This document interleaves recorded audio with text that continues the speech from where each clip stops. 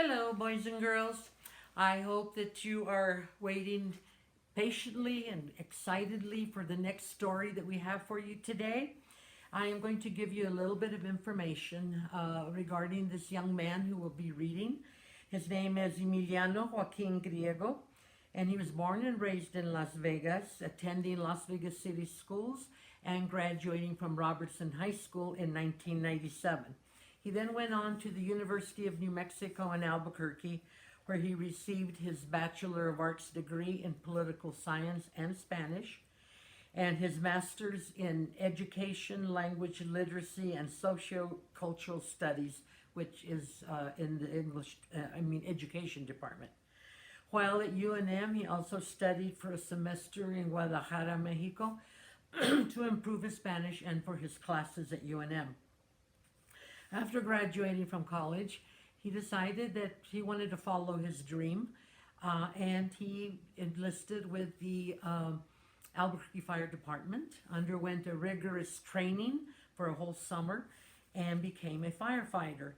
And he is now a lieutenant in the Albuquerque Fire Department. He had all this education, but it was not a waste, because at the fire department in Albuquerque, they paid him extra for all his college credits, and for being bilingual, he got extra money also. So remember, when you know two languages, you are worth two people. So study that language at school, whether it be Spanish or French or whatever, along with your English. When he's not at the fire station, he is involved with a nonprofit organization in Albuquerque.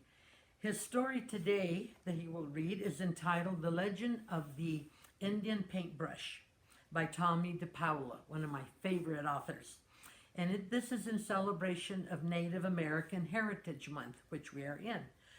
This story is a retelling of an Indian legend that explains the origin of the paintbrush flower and how it came about. I think you're going to really enjoy it. It's a fun story, and you can learn something. And at the end of this, his story, be sure and stay tuned for the little third video in which Joaquin will explain the responsibilities of the fire department, of being a firefighter, so that for some of you that are very interested in this field, it's a great, honorable field to go into.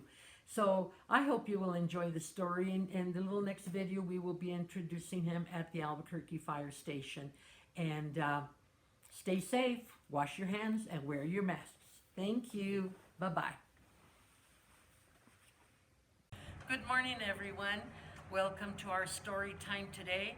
We are at the Albuquerque Fire Department, Station 4, with Joaquin, who is going to read a story for us. So welcome, Joaquin. Hi, everyone. My name is Joaquin Griego. I'm a lieutenant with the Albuquerque Fire Rescue. I work here at Engine 4, and I have the honor of being able to read a story to you all today. And the reason it's an honor is because this is one of my favorite books growing up. My mom, who's your librarian, used to bring home these books to us when we were little. It's called The Legend of the Indian Paintbrush by Tommie dePaola. All right, I hope you enjoy it. The Legend of the Indian Paintbrush. Many years ago, when the people traveled the plains and lived in a circle of teepees, there was a boy who was smaller than the rest of the children in the tribe. No matter how hard he tried, he couldn't keep up with the other boys, who were always riding and running and shooting their bows and wrestling to prove their strength. Sometimes his mother and father worried for him.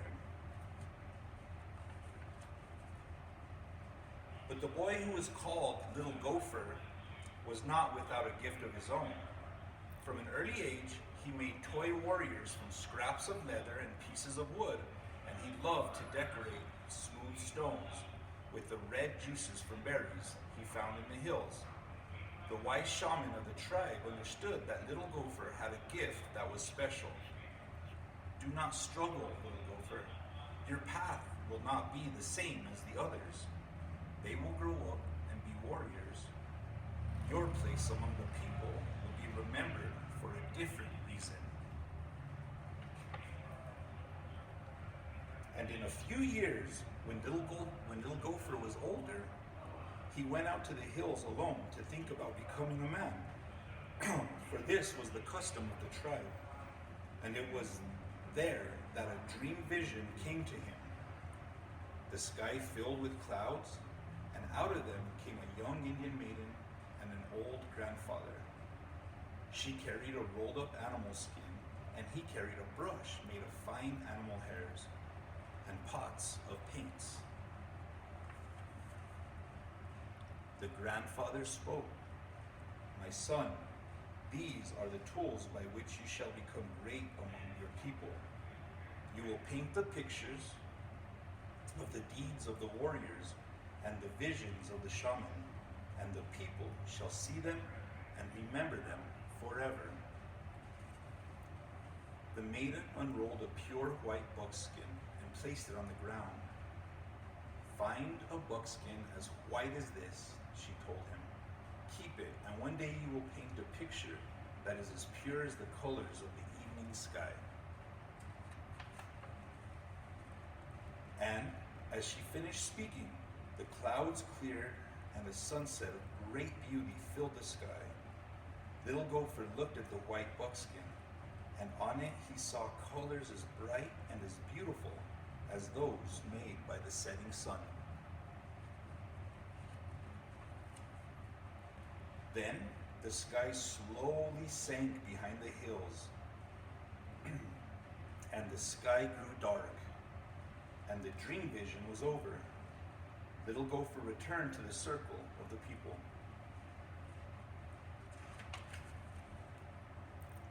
The next day he began to make soft brushes from the hairs of different animals, and stiff brushes from the hairs of horsetails.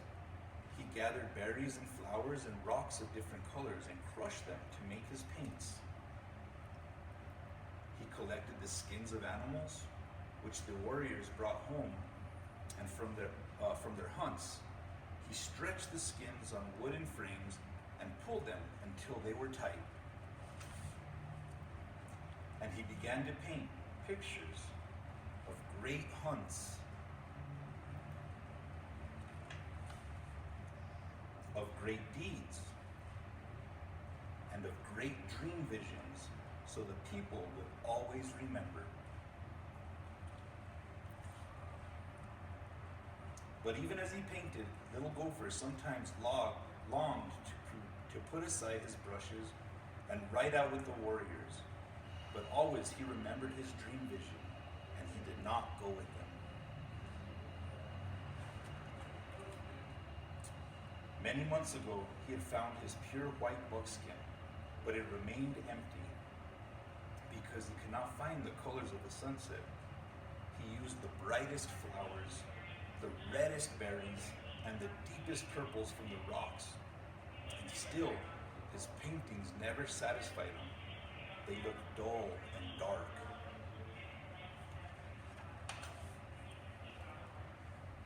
He began to go to the top of the hill each evening and look at the colors that filled the sky, to try and understand how to make them.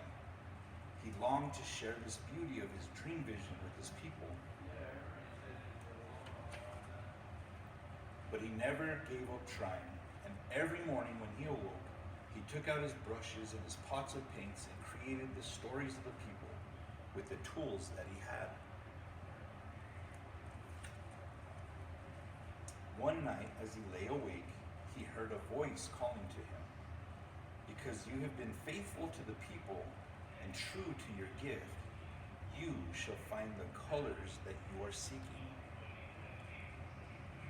Tomorrow, take the white buckskin and go to the place where you watch the sun in the evening. There, on the ground, you will find what you need." The next evening, as the sun began to go down, Little Gopher put aside his brushes and went to the top of the hill. As the colors of the sunset spread across the sky, and there, on the ground all around him, were brushes filled with paint, each one a color of the sunset. Little Gopher began to paint quickly and surely, using using one brush, then another. And as the colors of the sky began to fade, little Gopher gazed at the white buckskin, and he was happy. He had found the colors of the sunset. He carried his painting down to the circle of the people, leaving the brushes on the hillside. And the next day, when the people awoke, the hill was ablaze with color, for the brushes had taken root on the earth and multiplied into plants of brilliant reds and oranges and yellows. And every spring from that time, the hills and meadows burst into bloom. And every spring, the people danced and sang the praises of Little Gopher, who had painted for the people. And the people no longer called him Little Gopher, but he who brought the sunset to earth. And that is the story of the legend of the Indian Paintbrush. I hope you enjoyed it, and I hope you enjoy these videos that we put together for you. Enjoy your day, and thank you for letting me read to you. Bye. Joaquin, before you leave and we say our goodbyes, I do have a question. You are considered, fire department is considered first responders. Can you tell me what you respond to besides fires? Sure. So I think most people think that firefighters, we just go to fires, right? That is what we are hired to do, and that is a huge responsibility that we all undertake. But that's not the only thing we do. We also go to car accidents. We also go to, if people are feeling sick, any injury that's medically related, when somebody calls 911, we respond to. So heart attacks, toothaches, headaches, people who are sick, a number of calls ranging in that area. So we do a lot of different things outside of just putting out fires. And my other question is, do you stay here in the station, or do you go home to sleep at night? What happens there? Oh, good question. So this is our home. There's 6 of us that live here in this station, and we stay here for 2 days straight. So 2 days and 2 nights. And so we have our own beds here, we have our own kitchen here, our own TVs. We could work out and lift weights and stay strong here.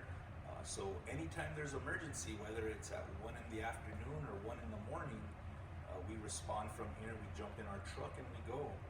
And this is a fire engine. This is an engine that's set aside primarily for putting out fires, but again, we also go to the medical calls.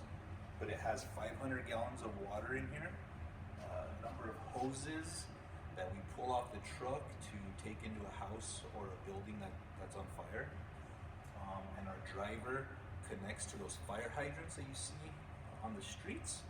We get water from that, so we connect to the fire hydrant, it connects to our truck, and then we have an unlimited amount of water to put out the fire. So that's what this truck does. And we have ladder trucks that have huge ladders on them in case we have to go to a big building. We have rescue trucks that primarily take care of people in need medically. So if they need to transport somebody to the hospital, they can do that. So we have a number of trucks and a number of responsibilities in the fire department. Well, good. Very interesting. And I'm hoping that maybe some of our students seeing this will maybe want to be firemen someday. And Yeah. it's a great job. And the cool thing about being a firefighter is not only firemen, we have women who are firefighters Sure, as well. right. And so that's the cool thing Right. about it. And if you all are ever in Albuquerque, come and stop by our station. We'd be happy to show you around. Maybe a little bit later once COVID's over, you can come by. Because right now, COVID is still on, and we're still being very cautious with that. But in the future, we'd love to have you come visit us. Well, thank you so much, Joaquin. We appreciate it. We loved your story. Bye-bye.